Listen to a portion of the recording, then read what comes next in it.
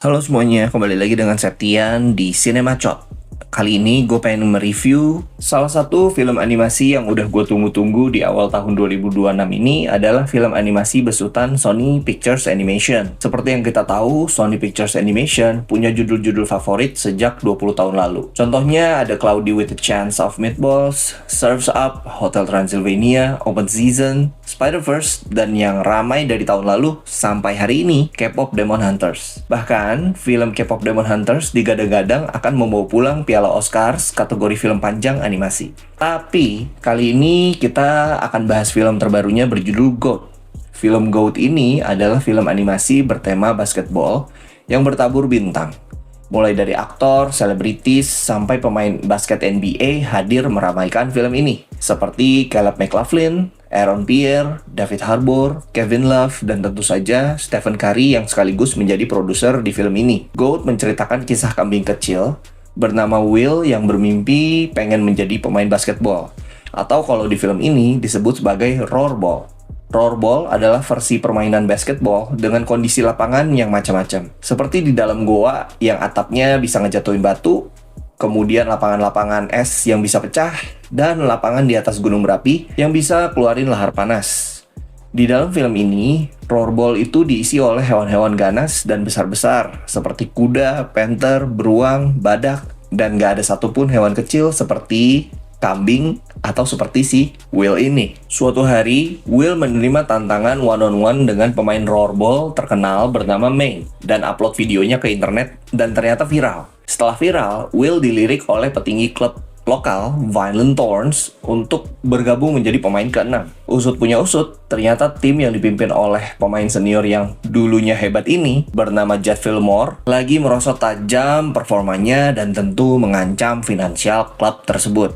Dengan bergabungnya Will ke Thorns, ia bisa mewujudkan mimpinya menjadi pemain profesional rollerball, dan klub Thorns bisa mendapat sorotan media atas rekrutan baru sang pemain amatir. Di atas kertas, film GOAT memang terdengar seperti film Zero to Hero pada umumnya.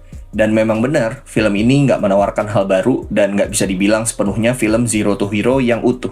Namun, sangat amat disayangkan dari film ini adalah penulisan plot dan juga eksposisi dalam film terlihat sangat males dan juga dieksekusi secara terburu-buru. Contohnya seperti proses bagaimana Will bisa bergabung dengan tim rollerball Violent Thorns lewat video viral dan tiba-tiba menarik perhatian petinggi klub dan join secara cuma-cuma. Padahal di adegan-adegan sebelumnya, film ini udah memberi setup perjuangan tokoh Will yang mati-matian latihan rollerball. Nggak bisa bayar kos-kosan dan harus menggunakan kesempatan emasnya tanding one-on-one dengan pemain rollerball sungguhan di kampung halamannya. Tetapi seluruh perjuangannya itu dipatahkan lewat video viral yang cuma-cuma dan seakan mempercepat plotnya.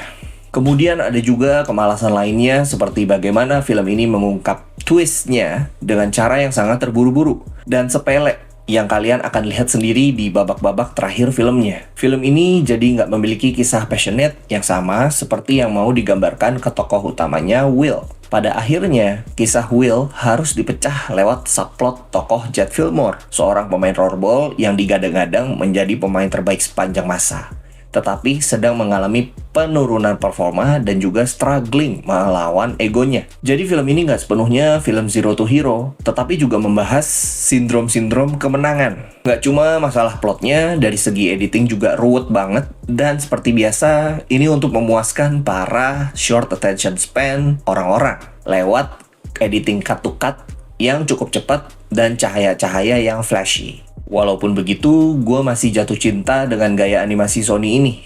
Hal-hal yang termaafkan buat gue adalah jokes-nya ringan-ringan dan juga penggunaan istilah-istilah basketball yang dikemas dalam kejadian-kejadian epik dengan eksekusi yang baik. Sebenarnya film ini pengen ngebahas kisah Stephen Curry lewat cara yang menyenangkan dan berhasil dimanifestasi ke dalam tokoh Will.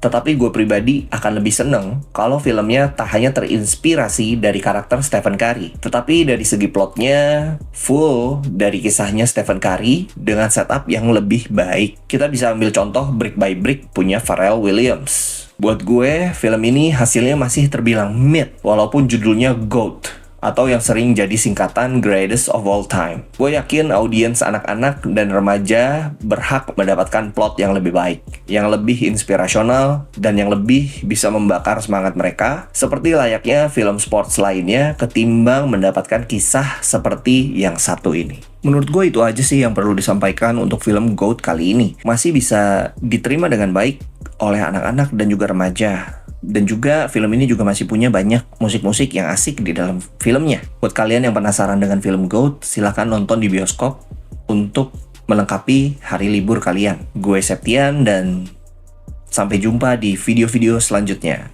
Ciao!